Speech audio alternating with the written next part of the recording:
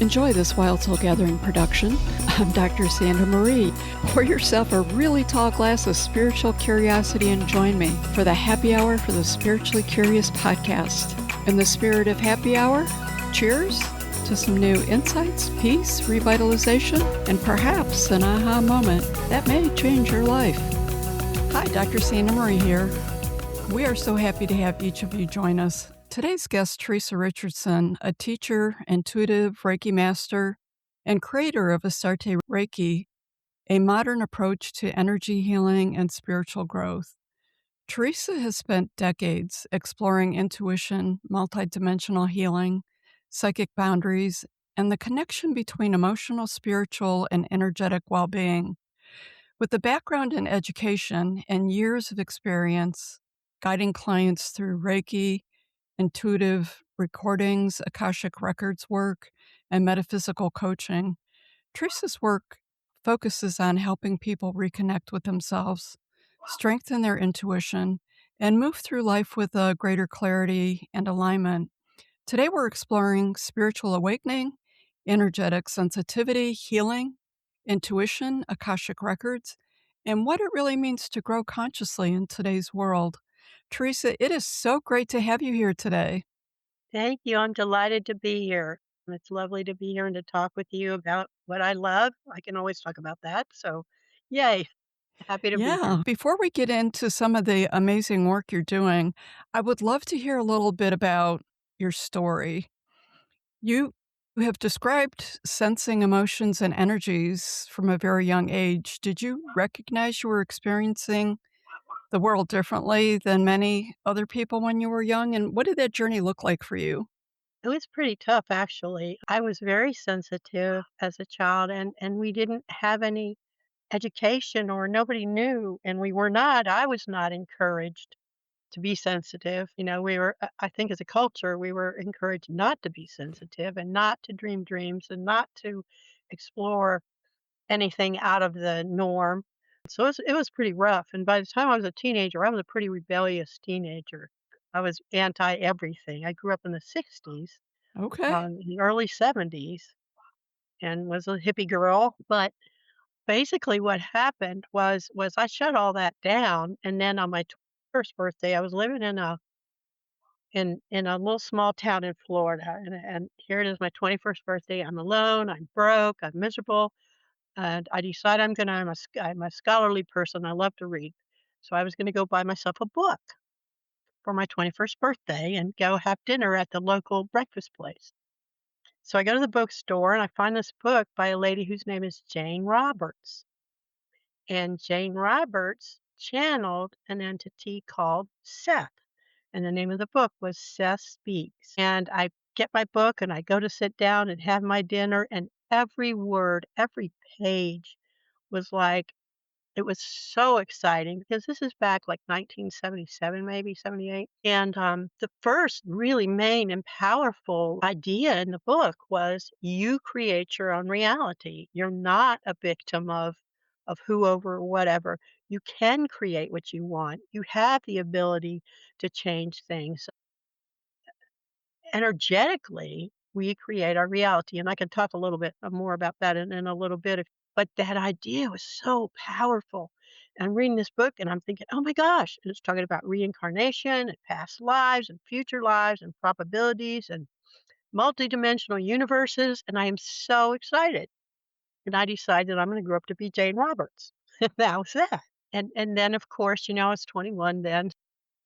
I finished college, I got married, I had a baby, got divorced eventually, or separated. By the time I really got an opportunity to really get into metaphysics, I was in my 30s. And this is in the '80s. And back in those days, we didn't have the internet. We didn't have any of the stuff that we have now. And the way that we communicated was we would meet at local bookstores or in people's homes. And I would go and I would buy books, metaphysical books, and take them home and read them and learn stuff. I taught myself to read tarot out of a book. Taught myself to Okay. do a lot of stuff from a book because there was nothing there for me. Another interesting, to me, really interesting thing about that time was that I don't know if you're familiar with Nostradamus or Edgar Cayce, but there was all Sure. these huge predictions that ever since the atom bomb was dropped in the 40s, Right. people were beginning to believe that humanity had to be wiped off the face of the planet. We had to start over because had made such a mess of things. It's one of the few predictions of Edgar Cayce's well documented, extremely accurate psychic abilities. It's one of the few that ended up being wrong, as he believed that was going to happen. Biblical prophecies all believed that, the end of the world was coming. And there were many maps at that time. People would circulate these maps that what United States was gonna look like after the flood. Lake Erie flooded and all the way down to Tennessee practically, and we lost both coastlines, and this was pretty much commonly accepted fact among metaphysical people at that time. And then what happened in 1987, there was something called the harmonic convergence, and Jose Arguelles organized really a worldwide meditation at many different sacred sites. What happened at that point was so many people were tuned in and meditating that we actually changed the future. We changed the future. We don't have to go through all that. Yes, we're going to have some earth changes, but are we going to get wiped off the planet? No. We're going to evolve relatively gently and we're going to ascend. Gaia, the soul of the earth, originally made an agreement that she was going to ensoul this earth and keep it three-dimensional for a certain amount of time. But when that time was up, her middle range frequency was going to go from 3D to 5D. Do you feel like that's where we're at now in the transition period? Absolutely, absolutely. And because so many people are opening and awakening, we don't have to go through all that. Are we going through some tough times? Yeah, especially here in the United States, we are going through a lot of weird times. But basically, so much good has happened. And it's as a result of more and more and more people opening up.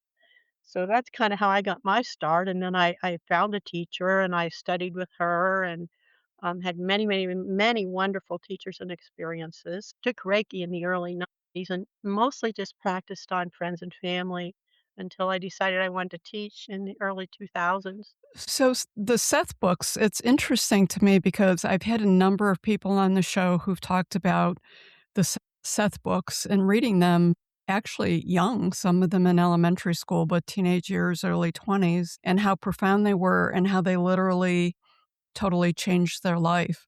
I do want to get into some Reiki stuff, but first I'm curious, when did you first realize that you had psychic abilities? I didn't know what psychic abilities were until I read Seth. Okay. I had no idea. I mean, I had really, really spongy energy when I was young. What happened with me is I was very empathetic and was always absorbing everybody else's energy, and so I didn't know who I was or what I was doing or anything really. I had really bad nightmares, picking up lower astral stuff. I didn't realize any of that until I read Seth. Then I was like, "Oh my gosh, this makes so much sense. Now I understand." Seth influenced people like Esther Hicks, Wayne Right. Dyer. Yeah, very significant, to change the world significantly. You talked about being spongy when you were younger. Can you talk a little bit about psychic boundaries? I didn't know anything about that. My first teacher, who's named Gillian Macbeth Luthen, she lives in Tennessee now, taught me to put a pyramid of energy around myself. And a pyramid is a very stable structure. And so for years, every morning, I would get in the car on my way to work or whatever I was doing, and I would put a pyramid of light around my energy and work with that. And gradually, I was able to reclaim my own energy, but it was a process. Now, I recommend that people put a sphere of unless they're really having a problem, I just recommend, a sphere of light or a bubble of light. Your intention is all about everything. When you create a sphere or a bubble of light or an orb around yourself, you're strengthening your boundaries, you're defining your boundaries, and you're saying, "You know what? This is my space and I own it." And that is your intention, that you own your space and that you allow into your space what you want and don't allow what you don't want. Does that make Okay. sense? Yeah, it does. Many people today, I think, struggle with psychic boundaries and like what that would look like with everyday life. But the way you explained it does seem to resonate. So many people today, I would say, they're describing themselves as overwhelmed, sensitive, or honestly emotionally exhausted. What do you think's happening collectively? You talked a little bit about how you got to where you're at today, and you talk about, like, the harmonic convergence, those kinds of things. Those were all collective events that were very significant. What do you think's happening collectively today? The most important thing that's happening is that the veils are thinning. And what that means is we have a structure around the planet that for eons of time has kept us from being able to connect very easily. People who wanted to do what I do now would study for years. They would live in monasteries. They would have to devote their whole lives to things that young folks are learning on the internet and doing right away now. And the reason for that is because those veils are thinning and lifting. And that is as a result of energy coming up from the earth and stellar energies. So what that means is we're all more sensitive to each other. And we are feeling that connection that we are all one and we are all connected. We can't avoid that connection because we are all connected. So how do we live with that? Well, first of all, you claim your boundaries.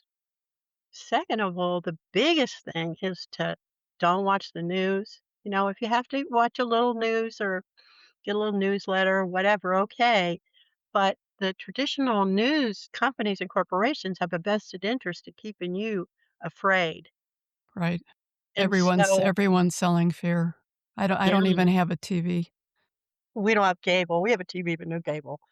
I hear you. Just pulling your energy from all of that and focusing on what you want, not what you don't want, because you create your own reality. Talk a little bit more about that. Energy, we now know science has proven without a shadow of a doubt through quantum physics that we create reality with our thoughts. And the mechanism for that actually starts at the cellular level and the quantum fields around the cells. And that's how we create all of this. What we think about and what we focus on is ultimately what we create. Now, there are shared creations among humans. We all agree that the earth is round and that, our physical reality is going to be this, that, or the other thing. So there are shared assumptions. But basically, we create, are we going to be prosperous? Are we going to be healthy? We create that. And there's two ways you can do it. Number one, we grew up learning to do it by default because you have a mechanism internally that creates reality just like you breathe and just like you digest your food. You don't have to tell your lungs to breathe and you don't have to tell your stomach. And most of us have no idea how that works, but it works all the time. Our reality is created in the same way. And when we focus on positive things and what we want, energy follows thought. So wherever you put your thoughts, that's where your energy is going to go. That's what you're creating. So if you wake up in the morning and you're grateful, you think, oh man, I got a great life. Thank you for this bed. Thank you that I have meals. Thank you that my bills are paid, or, some of them anyway, or whatever. The more you focus on the good things in your life and on what you want, the more you create them. Now, the opposite is true also. The more you focus on what you don't want, the universe doesn't understand you don't want it. It just understands you're focusing on it. Let's say you focus, you get up in the morning and you go, I don't feel good today. And what happens is the universe goes, okay, you don't feel good. We'll fix that. Well, you'll feel worse. And that's kind of how it works. It's important.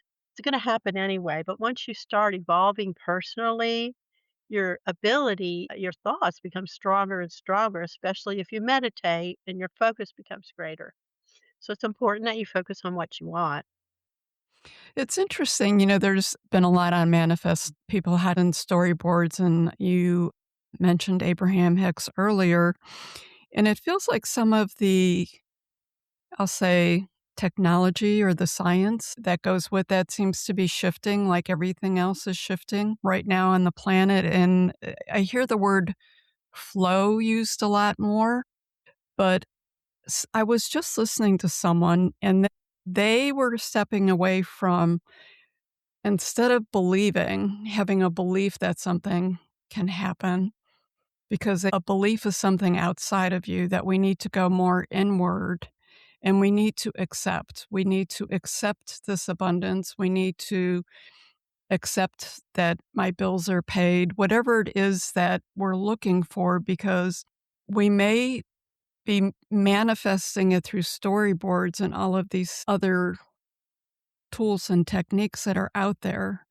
but we actually have a hard time accepting it and that was a missing piece. So that's something that just recently has come into my purview. What are your thoughts on that? I think that's really important. Accepting it is a missing piece, but it doesn't take away from the importance of The thought creating forms, yeah. actively, but there has to be a flow. If you look at it in terms of the divine masculine and the divine feminine, the masculine being assertive and creative, and the feminine being receptive and magnetizing, just look around the planet. The masculine energy has overruled everything for quite a long time. The ability to receive and to magnetize is important. It's an important feminine ability. It's important, yes, that we do balance the ability to receive and the ability to create. I don't think you can separate one process from the other necessarily or would want to. Okay. I want to go back a little bit more talking about absorbing other people's emotions. You touched a little bit on how that was an issue for you when you're younger, and we talked about the boundaries. Your thoughts on helping people distinguish between their intuition versus anxiety or absorbing other people's emotions? Because I feel like a lot of it, at times, people are unaware of and it's subconscious. An exercise that I teach my students to do is to literally call all of their energy back to themselves through their higher self to be cleansed, neutralized, and purified. So calling their own energy back. And then, say, for example, if I have some of your energy, you have some of mine. So then I've got to go through and clear your energy out of my field. But I think just the understanding that you can have ownership of your field. I think there are a couple different types of people. Those that are very assertive and self-centered and strong and don't think twice about anybody else's energy. And then there are those who were programmed, particularly women, to take into account everyone else's energy but their own. That's what a lot of my practice has been here in the South. It's very different. Women's lib did not hit the South at all that I can see. So a lot of my practice here is just teaching women that you have a right to your own energy. You need to figure out who you are and claim it. That's really big. That's important. Gosh, what huge work. What a difference you're making on the planet with that. I hope so. Let's shift into some of your other work. I know that after years of studying and teaching Reiki, what inspired you to create a Starty Reiki? Reiki, in case people don't know, Reiki's just simply love and light up from source. Whatever you call source, you can call it God, goddess, all it is. I don't care what you call it, but it's a love and light from source.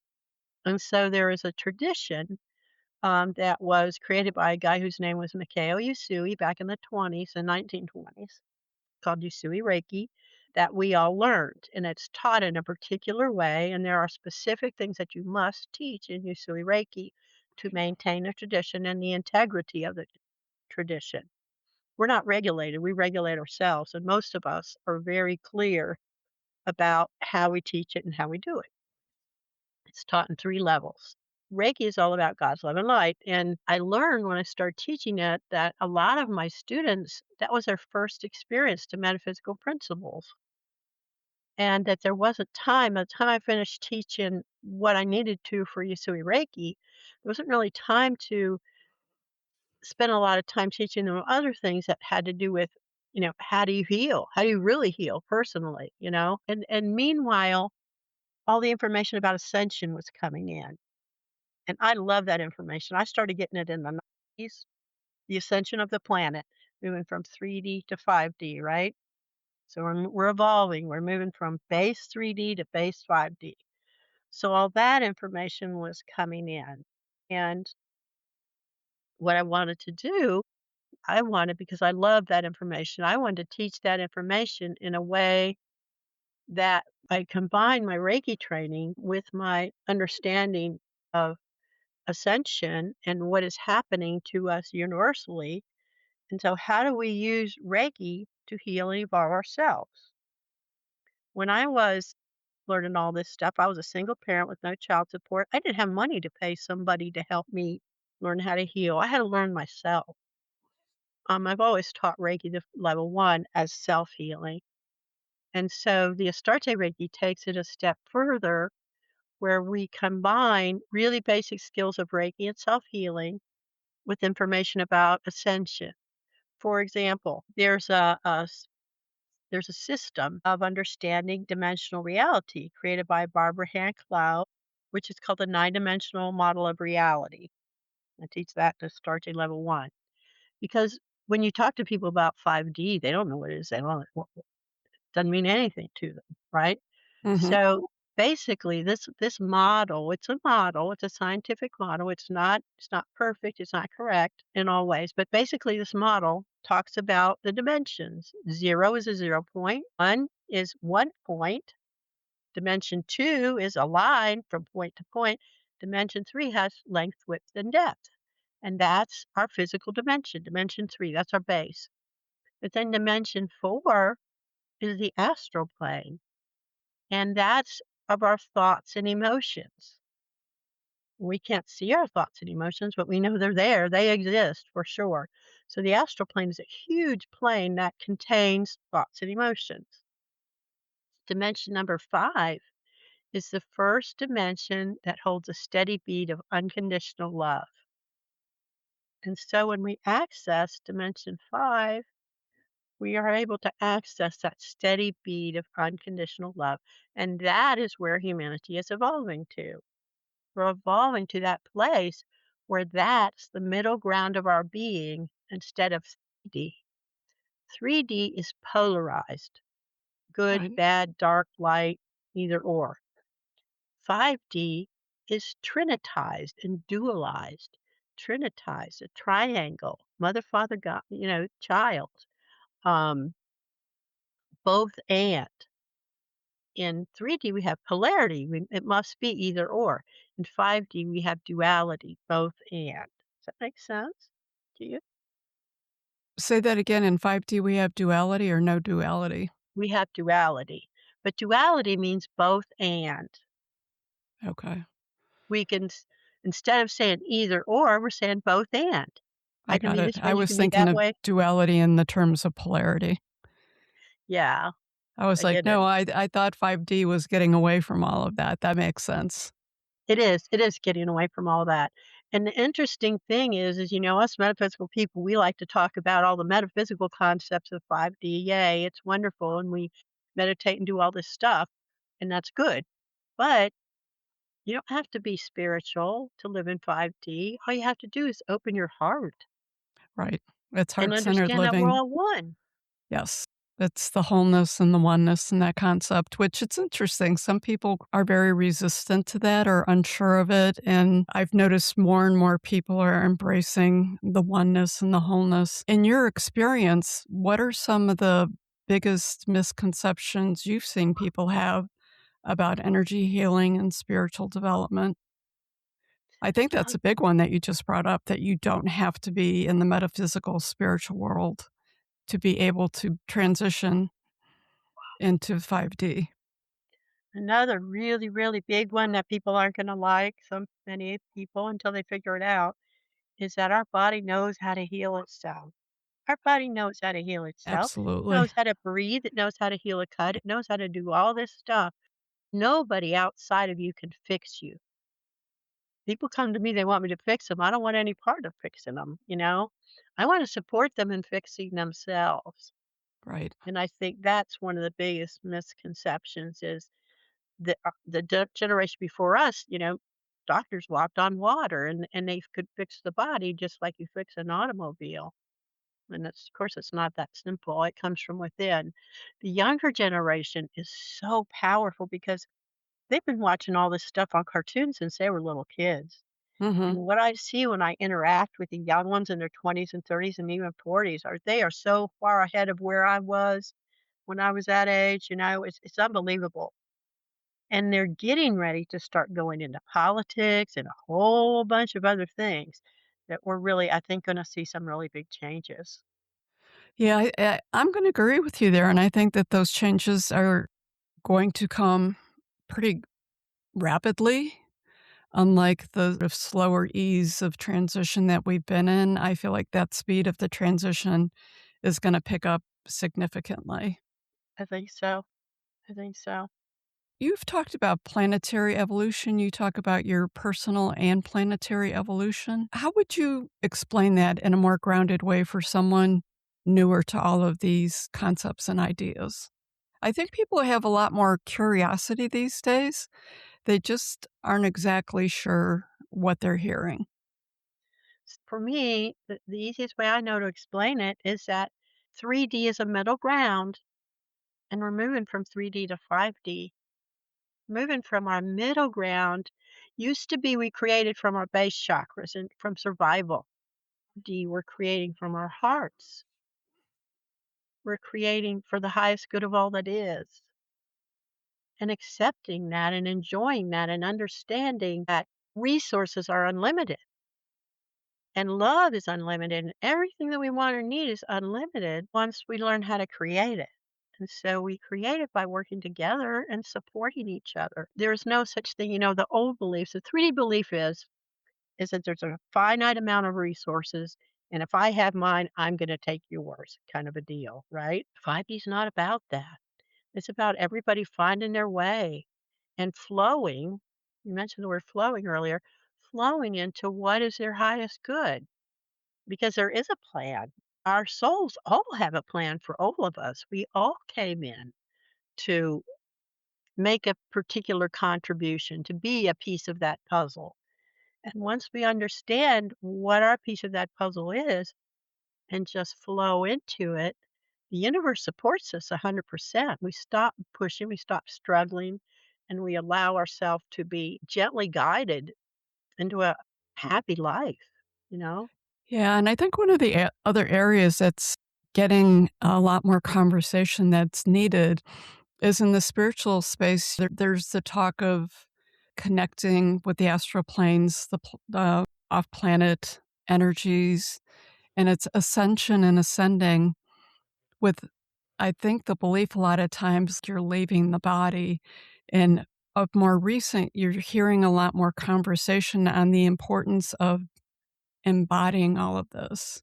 As we're evolving and we're growing into this, we're still doing it while we're in this physical body. So we have to bring the two together and embody our spirituality and all these concepts we're talking about. And I think that that's a little bit newer to the space than it had been maybe 5 or 10 years ago. That's absolutely true. That's absolutely true. Back in the 90s, when I first people started talking about ascension, I thought I would try to figure out what it was going to be like. And all I could figure out was I was going to be like some ghost floating around somewhere, and if I was going to be, my energies were going to be ascend, I couldn't comprehend that I was going to be physical.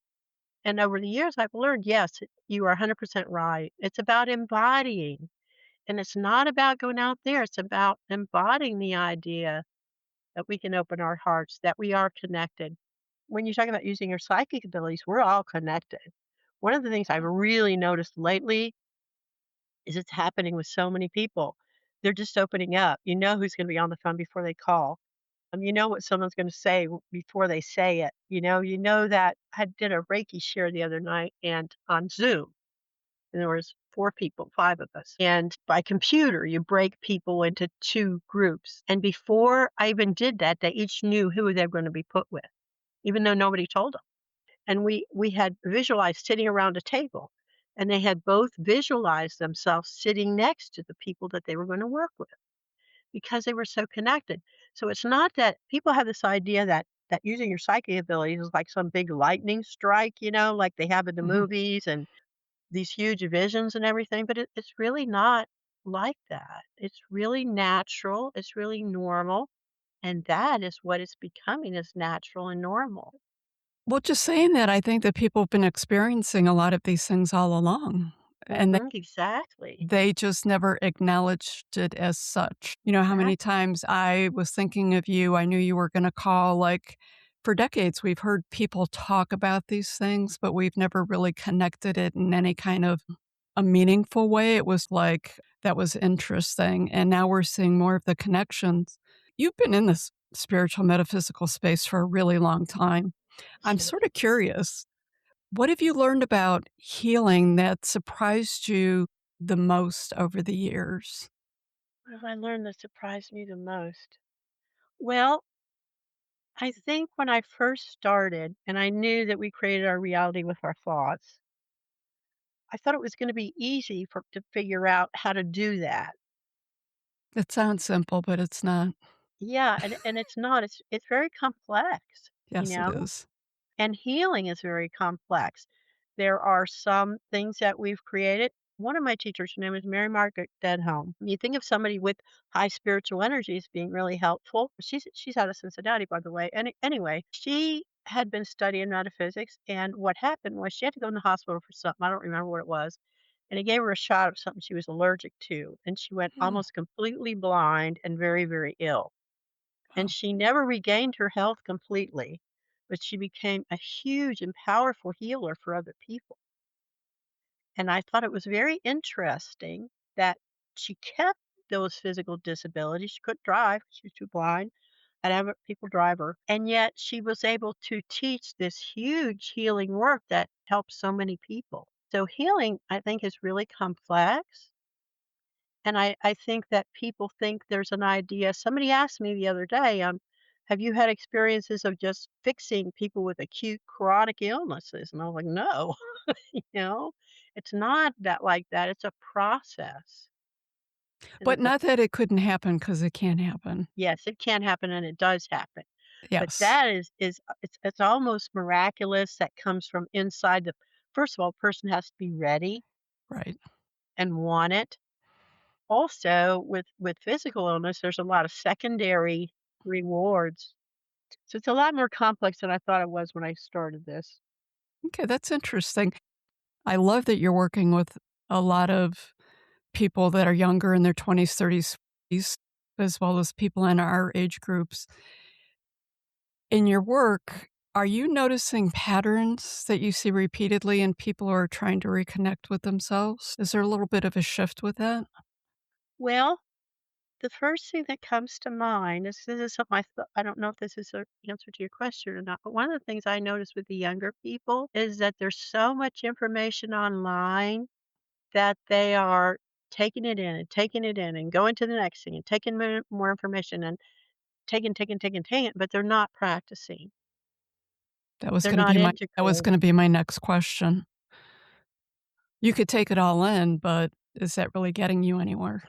Probably one of the most important things that I tell people all the time is having some kind of little daily practice because that's where you really integrate it, whether it's a practice of affirmations or yoga or both or breathing or 10 minutes of meditation. People have an idea that if you don't meditate for 20 minutes to an hour every day, you're not meditating. That's simply not true. You can meditate for 2 minutes and get a huge benefit from it.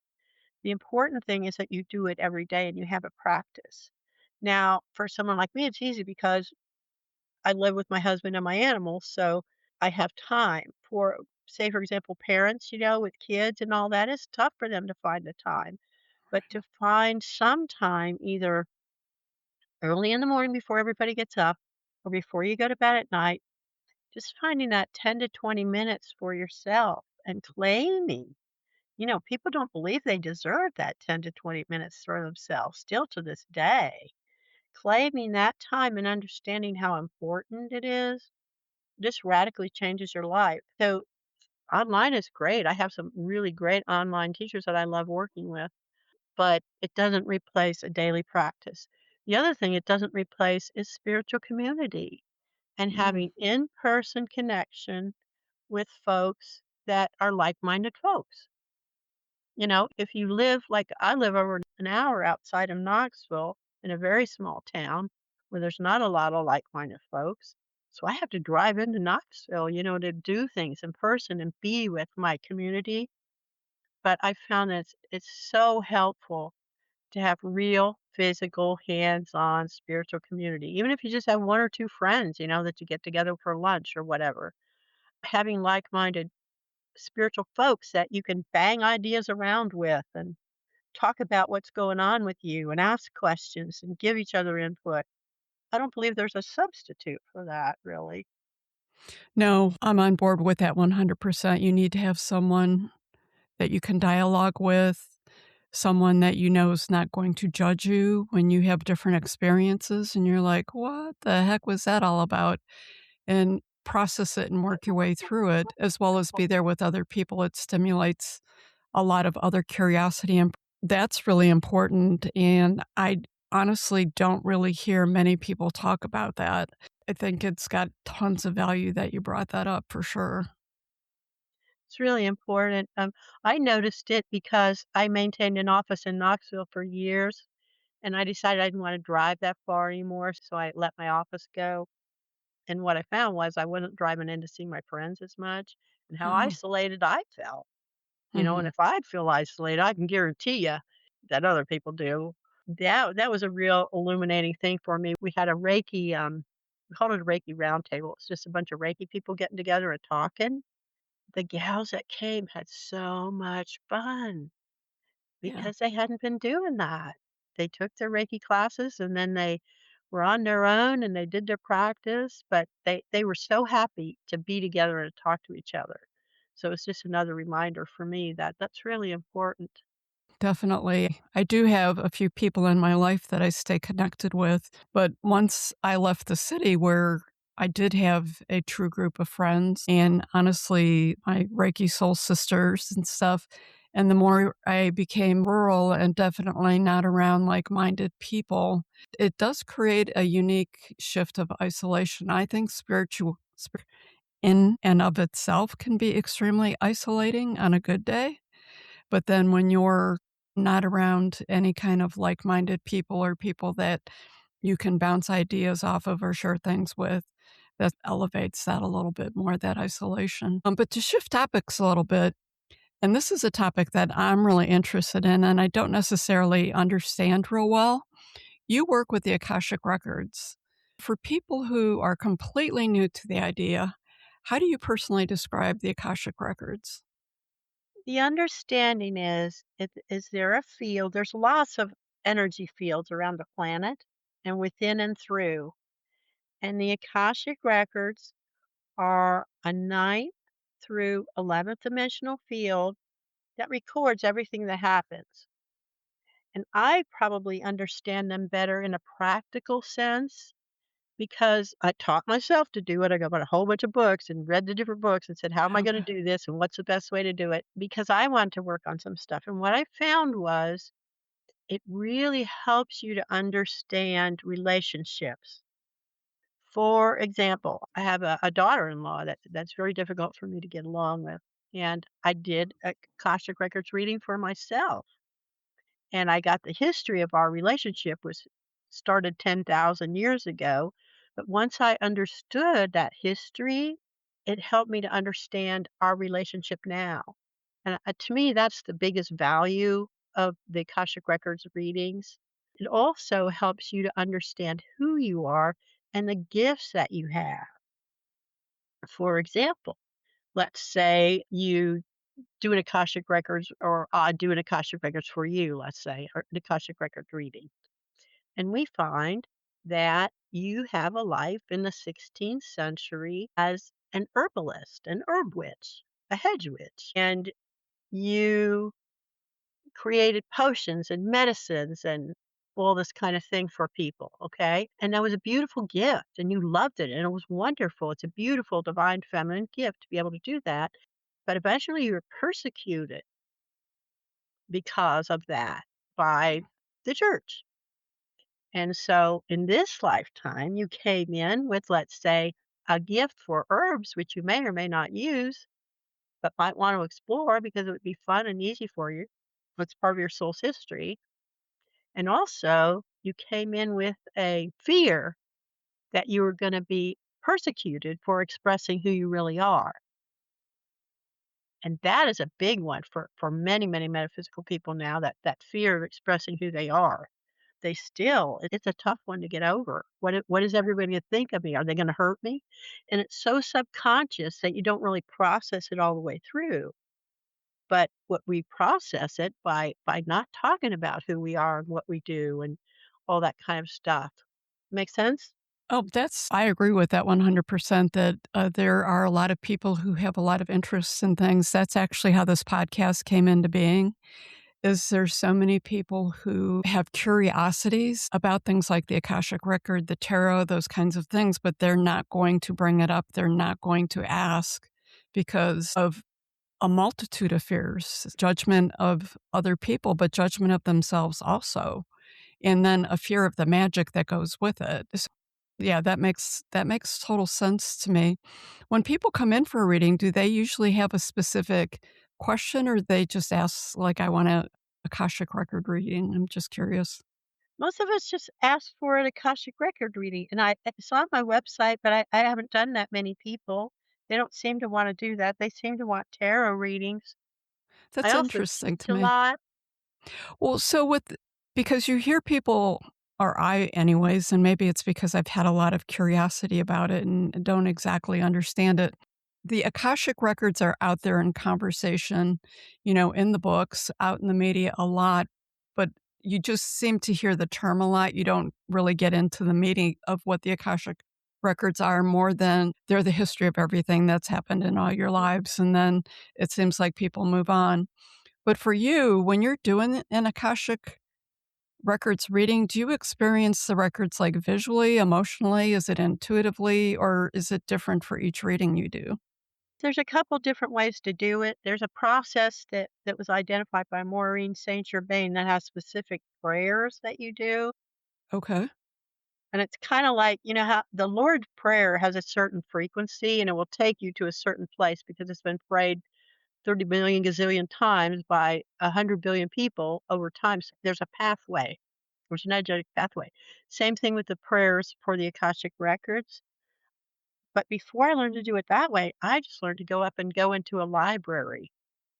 And I would go up the steps into this library and I would see the librarian and I would ask her what's going on and she would show me a book and I would write down what was in the book.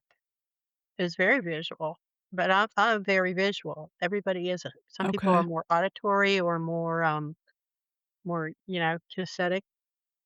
So it's gonna probably come to different people in different ways. I suggest for anyone who really wants to learn more about it, I suggest Maureen Saint Germain's book. I don't remember the name of it, but I'm sure Akashic Records is in the title. Okay. It's a really good process, and there's lots of really good information in there also. I have a friend that teaches it that I'm sure also would do a beautiful job of teaching it. Her name is Jennifer Stone. Does Jennifer has a website if someone just Googled it? Mhm. It's good. Okay, perfect. Multimodal holistics. Okay, thank you. I appreciate that, and I appreciate the information on that. Many people you mentioned past lives, and I think when many people hear the term past lives, they either become immediately skeptical or they become immediately fascinated. How do you approach that in a, like, grounded way when you're working with people? That's true. One of the things I have learned to do is when I was younger, I thought I had to please everybody. And as I've gotten older, I That have put change out the that changes. intention, yep, that I connect with those who I can uplift and be uplifted by. The end. I connect with those I can uplift and be uplifted by. So it's very rare for me to connect with someone who's really skeptical. When I was younger, I had a lot more patience than I do now. It's really rare for me to connect with skeptical people because I just put that out there. There are a lot of people who are really great teachers for skeptical people. I am not one of them, and I know that about myself. Well, I I appreciate find it your honesty and your authenticity on it. So when you were talking about the Akashic records and your daughter-in-law and the value and the pattern that came in, so they really help you make sense of something that was actively happening in your life that maybe you weren't understanding so clearly. When you did other readings, do you notice that people seem to make a connection? to present day relationships or challenges when they receive the information from that reading. For sure. That's what I love to do. I mean, it comes through. The people, when they come to you for a reading, what they want to know about the things we all want to know about. They want to know about relationships. They want to know about job. They want to know how to create a life that is happy. And so that involves relationships. It involves creativity.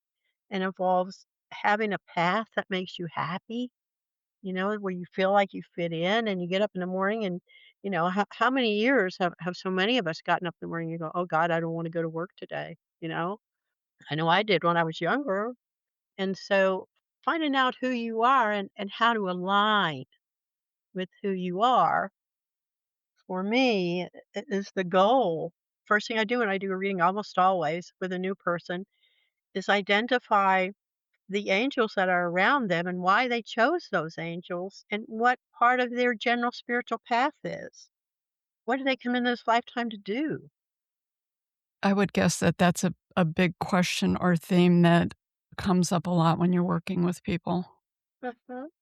So, do you think the Akashic records feel fixed, or do you believe people can change trajectories and outcomes through awareness and choice?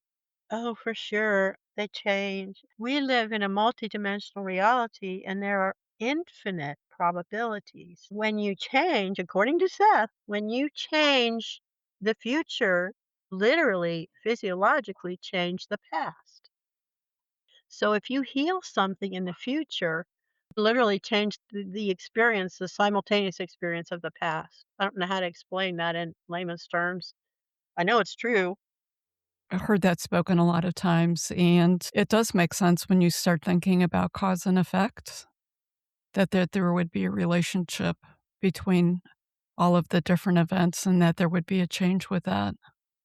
These days, you mentioned that a lot of the younger people seem more interested and are more open, and they're definitely more gifted. Everyone I talk to is saying very similar kinds of things. I feel like people are just much more open to the non-traditional modalities these days, and I'm just sort of curious because you're in a more rural area, your thoughts on why people may be more open to spiritual tools like Akashic Records, Reiki, or psychic readings these days than they have been historically? It's rough where I live. I live in a little teeny tiny southern town. And I still am amazed by the rigidness of many people. However, what I see is that the younger ones, they're getting it from their culture. They're getting it from the TV that they watch or the internet that they see. Okay, so the media is making a big difference. Oh, it's making a huge difference. People complain about the internet. I love the internet. I mean, it is Yeah, amazing and wonderful. yep. I don't think that it's a substitute You for could human totally connection, educate but yourself on the internet on any mhm. topic. Yeah, and the young ones too. I mean, they do. I had to take a lesson from my one of my other daughter-in-laws was here staying with us, and every time somebody asked a question, she'd Google it, and the answer was there at her fingertips. And now I find myself doing the same thing. If I have a question, I don't have encyclopedias anymore. Encyclopedias. People probably don't even know what an encyclopedia is anymore. I always loved books. I loved encyclopedias, I'm not gonna lie. I love the touch of the books and the pictures and the whole thing.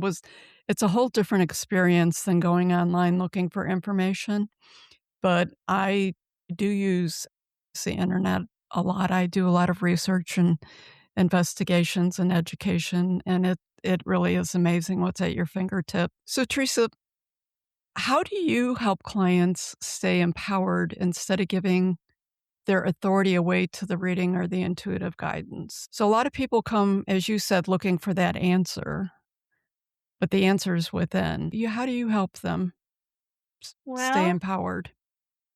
that's a good question. I think it's important that you keep handing the power back to them. Who are you and what do you want? What do you want to create? Let's figure out how to do that. But what do you want? What do you want to create? How do you want to be? Teaching basic metaphysical skills in the reading a little bit at a time. So you do Reiki. So I started teaching Reiki over 20 years ago. And Reiki is a huge practice of empowering people because I've watched Yeah. people over the years heal and grow and evolve. Yeah. I think just continuously reminding people that they have the ability within themselves. I teach channeling, and one of the things I teach is that high guides give you information, but they don't try to tell you what to do. They give you the information. They say, here's the information. Now, what do you want to do with it? They don't try to tell you what to do or move you in one direction or another. And I think that it's important discernment and discrimination and all of Discernment's that huge. is important. Yeah. Yeah. And people need to be active participants. I think that they're Mhm. looking to not be the active participant. That's the key, really. Those are the people that I mainly work with are people who have made up their mind that they want to learn and grow and I will teach them and help them and do whatever I can for them. But they have to be ready to take responsibility for their own evolution. I don't want to take responsibility for anyone else's evolution. I know it's hard enough being responsible for myself some days. Yeah, exactly. Exactly. Well, so I'm really curious, and it literally is a crazy world out there these days, and that's globally. We do have a lot of global listeners to the show. Your thoughts on what are people looking for spiritually right now? What is it that they're actually looking for from your perspective? I think they want to be happy and they want to be peaceful and they want to feel safe. Whatever that means to people, they want safety and they want peace. And I think that's why people are having such a hard time right now because they don't feel safe. How Or do you feel our community is best supporting them or can best support them? to me, teaching people that they create their own reality is just you live in the country, so you understand.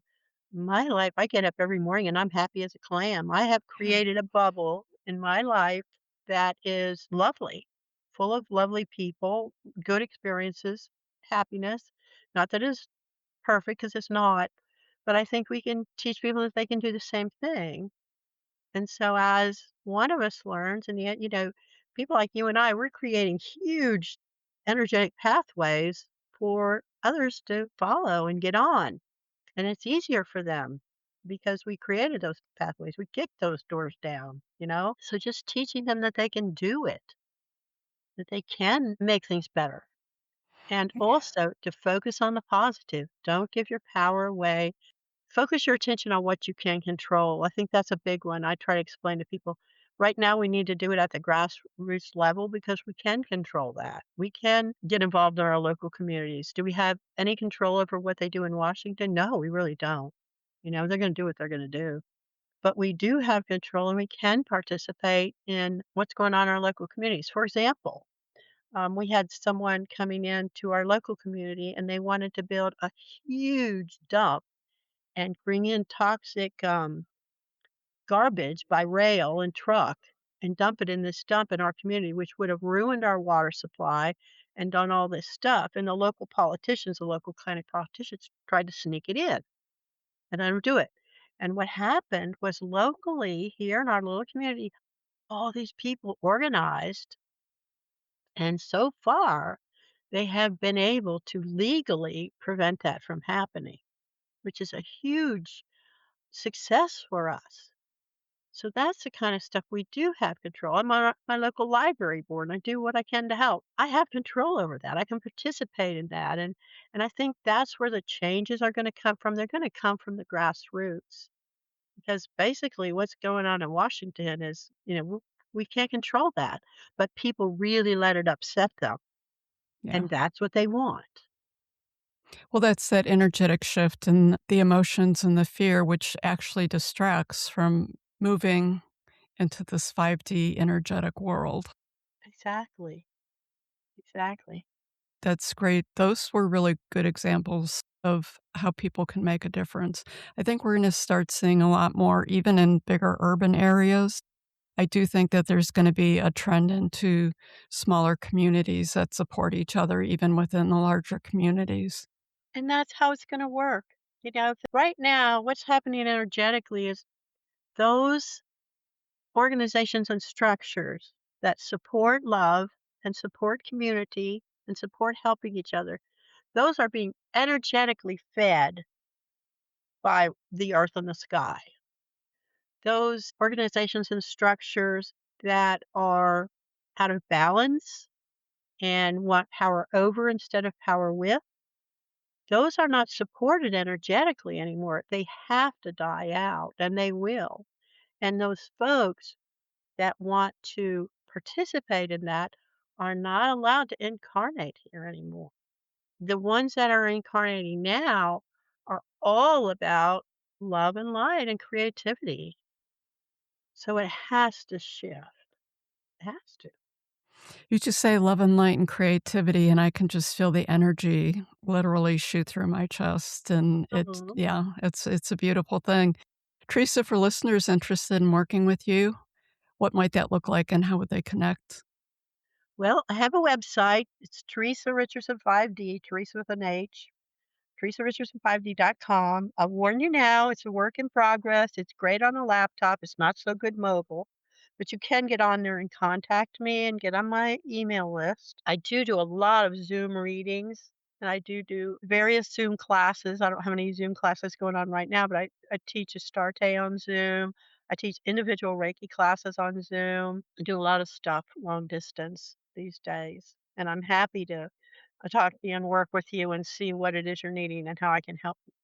Great. And, I do want to make a comment on the Reiki. Back in the days when I got the message to take Reiki before, Google and the computer existed and I never heard of it and you couldn't find any information on it. Now that it's mainstream, I feel like it's in some ways it's sort of gotten lost. I think most people don't recognize how powerful it is. I mean, we talk about it with healing ourselves, but it's bigger than that. It's bigger than just healing yourself. It's actually elevating and transmuting yourself with the energy. So because I know Reiki is one of your core things, there's a lot more to it than I'm going to put my hands on the dog or cat and heal them, or I can heal you. There's a lot of work with that. So I did want to throw that in there because it literally can shift your whole life It in does. ways that you could never even imagine, even if you never literally practice Reiki or lay hands on someone with Reiki, it is going to change and reconfigure your whole energy field in ways that will totally amaze you and shift things down the road. So I did want to throw that out there because Reiki's some special magic that I think is getting sort of lost in the mainstream right now. Reiki went through a phase where, especially in the 90s, where a lot of people were teaching it that weren't very skilled. And I've seen, at least in my neck of the woods, I've seen that kind of fall away. And now the people that are teaching it, one of my friends that was a Reiki teacher would always tell her level one students, if you're in this to make $1 million, get out now. It's not going to Right. happen. Those of Because a us who, lot of people were going into it for as a business perspective. exactly. You have to really love it and you have to really love people. But I think those ones that are, Not that it's okay to make money with it. I don't wanna say that yeah, it's not, it yeah, is. no, you have to, there has to be an exchange of energy. Right. But my experience has been that most people who teach and practice Reiki, most of them have other forms of income as well. Maybe not, there's a few rock stars like William Rand and those people, but most Yeah. of them have other That's forms of income, and that's okay. as we're winding up the show today, Teresa, I have one last question for you. What is the most important thing that we did not talk about today? Spiritual community, a daily practice. What is the most important thing that we did not talk about? Knowing that you create your own reality because that empowers people. Once you really understand that you create your own reality, you could change it and you can create the reality that you want. And however you do that, you can do it. I guess what we didn't really talk about is unity consciousness, Ah, that we and that are is all a one. biggie. Yeah, we are all one. We are all connected. And what happens helps and heals one of us, helps and heals all of us. What hurts one of us hurts all of us ultimately. So integrating that understanding completely changes the way we face the world, basically. That doesn't mean that you give yourself away or you have to do everything for everybody else and not yourself. It's a balance. The other thing I guess we didn't talk about, now that you brought that up, was You've gotta take care of yourself first. You can't give from an empty gas tank, you just can't. And understanding that especially for women, you have a right and a responsibility to take care of yourself. Women were trained and have been trained that if we take care of others, somebody's gonna take care of us. Well, it doesn't work that way, necessarily. We have a right and responsibility to take care of ourselves and teach our daughters and sons and families that that's a good thing. Two very important concepts. It's a great way to end the show. Theresa, thank you so much for joining me today and for sharing your experiences, your wealth of wisdom, perspective on intuition, healing, energetic awareness, spiritual growth. I really appreciated the grounded and authentic way you approached all of the topics today. To learn more about Happy Hour and Wild Soul Gatherings, you can go to our website, wildsoulsgathering.com. We have some great free resources and tools for you. And to everyone listening, I hope today's conversation encouraged you to stay curious, trust your own inner guidance a little more, and remember that growth often begins simply with becoming more aware. Thanks for joining us on Happy Hour for the Spiritually Curious podcast. Until next time, thanks again, Theresa. Thank you, Dr. Sandra. It was an honor and a blessing to work with you, truly. Thank you for joining us for this episode of Wild Soul Gatherings Happy Hour for the Spiritually Curious. To learn more about our guests, please go to our website, wildsoulsgathering.com. We're very eager to hear from our listeners what you thought of the episode, topics you might like us to cover in the future, your thoughts on spirituality, questions you may have. Please feel free to send us an email at wildsoulsgathering@gmail.com. This is your host, Dr. Sandra Marie, sending each of you peace and love. Until we meet again, embrace your wild soul.